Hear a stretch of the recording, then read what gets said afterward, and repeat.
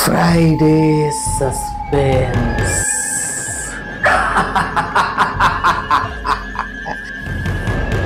শুধুমাত্র editor legend ওয়াইটি চ্যানেলে। রাত ৯টায় আসবে গল্পের ধারা, রহস্য, প্রেম আর হাসির খেলা সারা। সত্যটা ভয়ঙ্কর।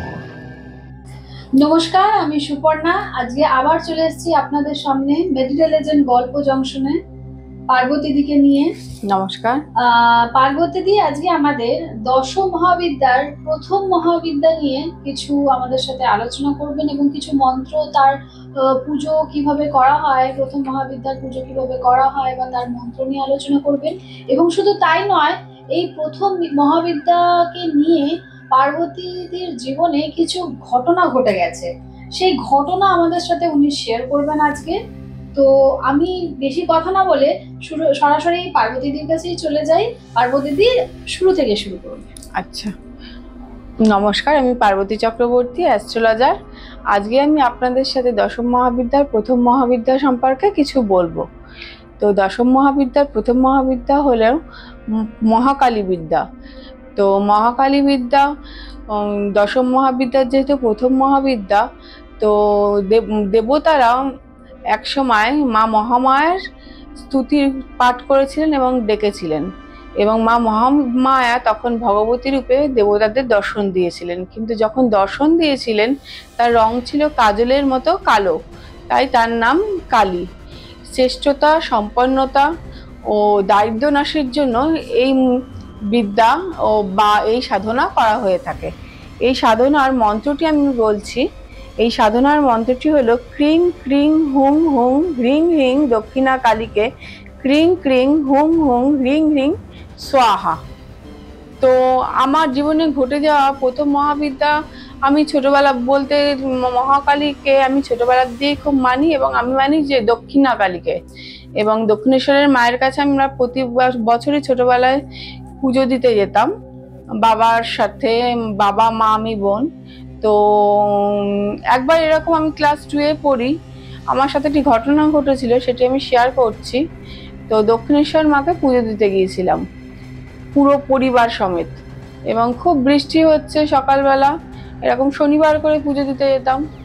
তো দেখা গেল যে পুজো হতে দেরি হলো এবং আমরা ভিজেও গিয়েছিলাম। এবারে সারা রাস্তায় মাথার মধ্যে ঘুরছে, বাবা আগের দিন রাত্রে একটি শোল মাছ এনে হাঁড়িতে জিয়ে রেখেছিল, এবং সারা রাস্তায় মনে হচ্ছিল যে মাছটি যেন এত বড় মাছ যে কেটে রান্না না করা হয়। আমি যখন খুবই ছোট, 2-এ পড়ি, 6-7 বছর বয়স। আপনি ভাবছেন? আমি ভাবছি যে মাছটা যেন না কেটে, আমি মনে মনে ভাবছি যেন না খাওয়া হয়, ও যেন বেঁচে যায়। অত সুন্দর দেখতে, ওটা খাওয়ার জন্যই এনেছে। তো সারা রাস্তা ভাবতে ভাবতে যাচ্ছি, ছোটদের বাচ্চাদের যেরকম মনে হয় ওটা নিয়ে খেলবো, হ্যাঁ, ওটা নিয়ে খেলবো, কদিন থাকবে হাড়িতে। তো সারা রাস্তা ভাবতে ভাবতে যাচ্ছি, বা আমার ঘরে কেউ নেই, দুদিকে তালা দিয়েই দক্ষিণেশ্বর গেছি। এবারে মায়ের কাছে প্রার্থনা করলাম, মা মাছটা যেন বেঁচে যায়, তো সেটা যেন কেটে না খাওয়া হয়। তো হাড়ির মধ্যে ঝুড়ি চাপা দিয়ে ইট উপরে রেখে মাছটাকে আটকানো ছিল।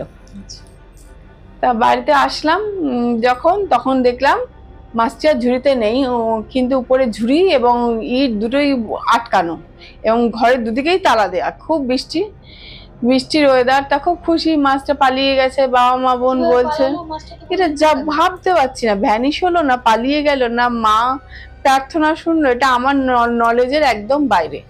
মানে বাড়িতে আর কেউ ছিল? বাড়িতে কেউ ছিল না। না, ওটার কোনো উপায় নেই যে কোনোভাবে সাইড দিয়ে? না, ঝুড়িও ঠিক আছে, ইটও ঠিক আছে, হাড়িও ঠিক আছে, জলও ঠিক আছে, মাছটাই নেই। তো যাই হোক, হ্যাঁ, অলৌকিক ঘটনা, খুব আনন্দ পেয়েছি। তো মা বাবা তো বললো খুঁজছে যে খাটের তলায় বা কিছু না। আমি মাকে বলছি, মা ওটা তো ঝুড়ি ইট সবই আছে, ওটা হয়তো ঠাকুর নিয়ে গেছে। তো যাই হোক, এরকম একটা অদ্ভুত ঘটনা। এটা কিভাবে বিশ্বাস করব, কিভাবে নেব, এখনো ভেবে উঠতে পারিনি। তো সেই দিনই আমার বাড়িতে খুব আনন্দের থেকে দুঃখে পরিণত হলো যে একটা আত্মীয়ার খুব ক্লোজ আমার বাড়ির আত্মীয়ার অ্যাক্সিডেন্টালি ডেথসের খবর আসলো একটু পরেই, এবং আমার মা বাবা সেখানে যেতে হয়েছিল। আমাকে একজনের বাড়িতে রেখে গিয়েছিলেন। মানে ওই মাছটা ওরকম গায়েব হয়ে যাওয়ার পর আপনাদের বাড়িতে খবর হলো যে আপনাদের আত্মীয় মারা গেছে। মারা গেছে, হ্যাঁ। তার মানে তো একদিকে ভালো হলো ঠিকই, বাট কিছু একটা খারাপ খবর আসলো। হ্যাঁ। তো আর তখন মনে হলো মাকে যদি বলতাম যে এই অ্যাক্সিডেন্টটা না হতো, আগে যদি জানতে পারতাম তবে উপকার হতো। মানে এরকম বাচ্চাদের যেরকম মনে আসে, খুব ক্লোজ রিলেশন ছিল যেহেতু আমার সাথে, তার যে মারা গেছিলেন, যে সে যদি বেঁচে যেত সে তাহলে বেশি ভালো হতো। তো অবশ্যই মানে অকাল মৃত্যু ঘটে। আচ্ছা, মানে অ্যাক্সিডেন্ট বা অকাল মৃত্যু হয়। ওকে, যাই হোক, এটা শুনে তো খারাপই লাগলো অবশ্যই। হ্যাঁ, প্রাণই, সেটা মাছের প্রাণ হোক বা যে কোনো মানুষের প্রাণ হোক, তবে হ্যাঁ, আমরা মানুষের প্রাণকে বেশি প্রাধান্য দিয়ে থাকি, কারণ আমরা মাছ মাংস তো খেয়েই থাকি, সেটা আলাদা ব্যাপার। এটা একটা অদ্ভুত ঘটনা। তো দিদি, আমি কিছু প্রশ্ন করতে চাই। যেরকম আপনি শুনেছি আপনি দশমহাবিদ্যারই পুজো করেন, মানে সাধনা করেন। তো এই সাধনা করলে মানে কি ধরনের উপকার হয় বা কি হয় সেটা যদি আমি মহাকালী বিদ্যা আগেই আজকে বলেছি, প্রথম মহাবিদ্যা মহাকালী বিদ্যা। আমি মহাকালীকেই, দক্ষিণা মাকেই সাধনা করি, দক্ষিণা মাকেই ডাকি সবসময়, দক্ষিণেশ্বরের মাকে, এবং ওখানেই মানত করি, এবং প্রতি মাসে আগে ছোটবেলার থেকে পুজো দিতেও যেতাম। তো এই সাধনা করলে শ্রেষ্ঠতা, সম্পন্নতা, তেজস্বতা ও দারিদ্র নাশ হয়। এই কোনো নিয়ম, কোনো স্পেসিফিক নিয়ম যে কোনো স্পেসিফিক নিয়ম নিয়ে আমি করি না। আমার যখন যেভাবে মন চায় মাকে ফুল দিয়ে একটু মিষ্টি দিয়ে প্রদীপ ঘুরিয়ে পুজো করি মন থেকে। আর আমার এমনি শাশুড়ি মা নিচে একতলার ঘরে আর কি মন ইয়ে আছে, মায়ের সিংহাসন আছে, ওখানে দক্ষিণাকালী মাও আছে, শিবও আছে, ওখানে মা পুজো দেন, আমি তারপরে আর কি পুজো দেই। আচ্ছা, এই যে মহাকালী, এই যে ধরুন আমরা দেখেছি শ্মশান কালী, তারপর শ্যামা কালী, এইগুলো কি সব আলাদা? না না না, এগুলো দেখতে আলাদা কিন্তু মা একই। মানে যেরকম শুনেছি আমি যে শ্মশান কালীটা খুব আসলে দক্ষিণাকালী মায়ের শান্ত রূপ, কিন্তু শ্মশান কালী বলতে উনি রাগী দেবতা, ওনার পুজো ঘরে করা হয় না, ওনার পুজো মন্দিরে করলে ভালো হয়। আর ঘরে করলেও কেউ যদি বাড়িতে করতেও যায় সেক্ষেত্রে আলাদা, যদি ঠাকুর ঘর থাকে সেক্ষেত্রে করা যায়, মানে যেটা বন্ধ করা যায় বা যেটার সাথে অ্যাটাচ বেডরুম বা আয়না বা রান্নাঘর বা ড্রয়িং রুম অ্যাটাচ নেই, সেক্ষেত্রে তারামার পুজো করা যায়। এমনিতে তো দেখেছি ব্যবসায়ীরাও তারামাকে পুজো করে, মহালক্ষ্মী তারামার আরেক নাম মহালক্ষ্মী, তাই ব্যবসায়িকরাও পুজো করে, কিন্তু নিয়ম মেনে করলে ভালো হয়। তুমি যেরকম এই গল্পটা বললে, আমি ছোটবেলার আমার একটা ঘটনা শেয়ার করি। হ্যাঁ, বলো। অবশ্যই।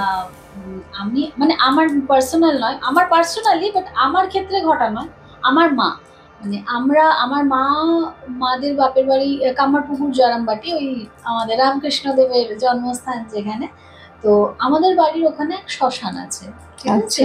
তো ওখানে মা কালী না এরকম জাস্ট দাঁড় করানো ছিল, কোনো ছাউনি নেই, কিছু নেই, জাস্ট এরকম দাঁড় করানো ছিল শ্মশানে। যারা মানে ওই ডাকাতরা, মানে আগেকার দিনের ঘটনা, মানে আগে খুব আগে না, তাও ডাকাত বা রাত্রে ওরা সবাই পুজো করত। তো আমার তখন বাবা গভর্নমেন্ট সার্ভিস করতেন, তো আমার বাবা তখন চাকরি পাননি, ঠিক আছে? তো আমার মা বলেছিলেন, মানে ওই মাকে মানসিক করেছিলেন, যেমনি আপনি বললেন না যে মানত করা যেটা। তো মা মানত করেছিল যে মা, তুমি তো এরকম ভাবে এখানে ঝড় বৃষ্টির মধ্যে দাঁড়িয়ে আছো, তো যদি আমার স্বামীর তুমি চাকরিটা করে দাও, তাহলে আমি তোমাকে এখানে আমার স্বামীর মাইনে দিয়ে তোমাকে এখানে ছাউনি করে দেবো। তো সত্যি কথা বলতে ওখানে কিন্তু গ্রামের সাধারণ মানুষ কেউ তখন পুজো করতো না, ঠিক আছে? শুধু ওই চোর ডাকাতরাই পুজো করতো।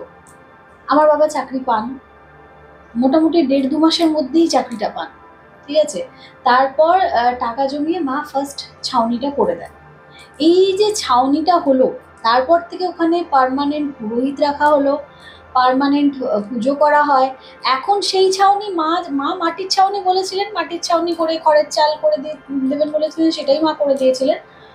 কিন্তু এখন ওটা পুরো সিমেন্ট দিয়ে মন্দির হয়ে গেছে। বাহ, সিমেন্ট দিয়ে মন্দির হয়েছে, বেদি করা হয়েছে, কেউ এলে ওখানে পুজো হলে বসার জন্য জায়গা করা হয়েছে, পার্মানেন্ট পুরোহিত দুবেলা পুজো করে যায়। এখন গ্রামের সবাই ওখানে পুজো দিতে যায়, ঠিক বাহ। আছে, যেহেতু ওখানে একজনের মানসিক পূরণ হয়েছে, মানত পূরণ হয়েছে, যেহেতু এখন সবাই ওখানে পুজো দিতে যায়। কিন্তু প্রথমে ওখানে কিন্তু ওরকম ভাবেই মা মা একাই ছিলেন। একাই ছিলেন। আচ্ছা, তাহলে মানসিক পূরণ হয়েছে এটা অনেকে জেনেছেন এবং হ্যাঁ, তারা নিশ্চয়ই। বিশ্বাস করেছেন বিশ্বাস এবং করেছেন। সেখানে পুজো দিয়েছেন। হ্যাঁ, এখন সেটা পুজো দেন। পুজো হয়। ইভেন আমরাও, মানে আমি যখন যাই মামা বাড়ি, তখন মানে আমরা যখন বাসে করে যাই না, মানে বাসের রুট, আচ্ছা, যেহেতু আচ্ছা। ট্রেন যায় না, বাসে করে যখন যাই তো যাওয়ার সময় দেখতে পাওয়া যায়। তো ওটা অভ্যাসে দাঁড়িয়ে গেছে যে মাকে দেখবই, মানে যখন যাব মাকে দেখে প্রণাম করতে করতে যাবো, এরকম একটা ব্যাপার থাকে। তো ওইটা ওইটা ওইটা হয়, মানে ওটা অভ্যাস হয়ে গেছে যে মাকে দেখে প্রণাম করতে করতে যাব। এটা একটা ঘটনা। বাহ। তো হ্যাঁ, আমিও শুনে বিশ্বাস ভালো করি। লাগলো। হ্যাঁ, হ্যাঁ, আমিও বিশ্বাস করি, মাকে অবশ্যই বিশ্বাস করি। তবে হ্যাঁ, আমি ওই মা কালীর উপোস টুপোস করতে পারি না, যদিও বিশ্বাস আমিও করি। দক্ষিণা কালীকে বিশ্বাস আমি করি, শ্মশান কালী, সেই জন্য বললাম যে শ্মশান কালী, শ্যামা কালী, যে ব্লু কালারের করা হয় শ্যামা কালী হ্যাঁ, বলে। মায়ের বিভিন্ন রূপ, মানে আমরা মহাদেব ও মহাকালী বলতে যা বুঝি, তো মায়েরই বিভিন্ন রূপ, বিভিন্ন মা কালী রূপে, বিভিন্ন ভগবান রূপে এক এক জায়গায় প্রতিষ্ঠিত। আচ্ছা আচ্ছা আচ্ছা আচ্ছা, যাই হোক। হ্যাঁ, কারণ দক্ষিণেশ্বরের পাশেই তো আদ্যামা। আদ্যাপীঠ। আদ্যাপীঠ আমি ছোটবেলায় বুঝতাম না, সবার প্রথম গেছি আদ্যাপীঠে। তো দেখছি মানে আদ্যা মায়ের মন্দির সামনে, আর এইদিকে বসার জায়গা, তো এখান থেকে দর্শন হয়। তো আমাকে আমার মেসো বলেছে, জানিস এখানে অটোমেটিক দরজা খোলে, টাইম হলে অটোমেটিক দরজা খোলে। বাচ্চাদের মন, আমি জানি সত্যি মা বোধহয় দরজা খোলে, বলেছে মন থেকে ডাক, দেখবি কিছুক্ষণের মধ্যে দরজা খুলবে। মেসো টাইমটা জানতো যে কোন সময় দরজা খোলে। এটা আমি জানি না যে পুরোহিতরা পেছন থেকে দরজা খোলে। আমাকে মেসো বলেছে মন থেকে ডেকে যা, ঠিক মা দরজা খুলবে। আমি সত্যি কেঁদে কেঁদে মাকে ডেকে যাচ্ছি, দেখছি 5 মিনিট পর দরজা খুলছে। পরে যখন এখন বড় হয়েছে, এখন বুঝতে পারি যে ও টাইমিং আছে, পুরোহিতরা দরজা খোলে, সেটা তখন মশাইরা দরজা খোলে। এটা একটা হাসিরই গল্প, বাট মানে ছোটবেলায় এটাই মানুষ মনের মধ্যে ছিল যে না, নিশ্চয়ই তাহলে মেসো বলেছে যখন, তাহলে নিশ্চয়ই ওটা সত্যি সত্যি ওরকম ভাবে খুলবে। আর সত্যি খুলেওছে। আমি মন থেকে ডাকছি, মা গো দেখা দাও মা, এত দূর থেকে এলাম, দেখা দাও মা, দেখা দাও মা। ও 5 মিনিট পর দরজা খুলে গেল। আপনি ছোট থাকলে আপনার মনে তো এটাই বিশ্বাস হয়ে যাবে না। যে বড় হয়ে যখন বুঝতে শিখেছি, তখন সেটা আলাদা ব্যাপার। কিন্তু ছোটবেলায় ভাবতাম যে মন থেকে ডাকলে দরজা খুলে। আমি আবার আমার স্কুলে গিয়েও বলেছি, জানিস কলকাতায় একটা মন্দির আছে আদ্যা মায়ের, সেখানে মন থেকে ডাকলে তবেই মায়ের মন্দিরের দরজা খুলে, নালে খুলবে না। যাক, ভালো লাগলো শুনে ঘটনাটা। গল্প আর কিছু শেয়ার করার আছে আপনাদের সাথে। আচ্ছা, তাহলে আজকের মতো এইটুকুই। আজকে তাহলে আমরা দশম মহাবিদ্যার প্রথম মহাবিদ্যা মহাকালীর ব্যাপারে দিদির কাছে কিছু জানলাম। দিদি মন্ত্রটা আরেকবার যদি বলে দেন। হ্যাঁ, মন্ত্রটি হলো ক্রিং ক্রিং ক্রিং হুং হুং হ্রিং হ্রিং দক্ষিণা কালীকে ক্রিং ক্রিং হুং হুং হ্রিং হ্রিং স্বাহা। আচ্ছা, এই মন্ত্রটা কতবার বলতে হবে? এই মন্ত্রটা সত্যি কথা বলতে আমি তো এখন একবারই নেই, কিন্তু 28 বার 51 বার বা সব থেকে ভালো হয় 108 বার নিলে। প্রত্যেকদিন নাকি শনি মঙ্গলবার? না, প্রত্যেকদিন নিতে পারলেই ভালো। মাকে তো প্রত্যেকদিনই ডাকা যায়। না, অনেকে বলে না মঙ্গলবার শনিবার। না, সেরকম কোনো ব্যাপার না, মানে প্রত্যেকদিন ডাকলেই, প্রতিদিন ডাকলেই হবে। ঠিক আছে। তা আমরা মন্ত্রটাও জানলাম, মন্ত্রটা ডেসক্রিপশনে লিখেও দেব। আর দিদি আবার আমাদের কাছে নেক্সট দিন আসবেন। এই মহাবিদ্যাটা আছে প্রথম মহাবিদ্যার ব্যাপারে উনি বললেন, এরপরে এক এক করে বলবেন। আর কিছু আরো গল্প আছে, অনেক কিছু গল্প আপনাদের সাথে শেয়ার করার জন্য নেক্সট টাইম খুব তাড়াতাড়ি আসছি। আজকের মতো এখানেই শেষ করলাম। পরে আবার পার্বতীদি কিছু আমাদের সাথে নিজের গল্প নিয়ে আমাদের সাথে আসবেন। আজকের মতো এখানেই, নমস্কার। Friday suspense.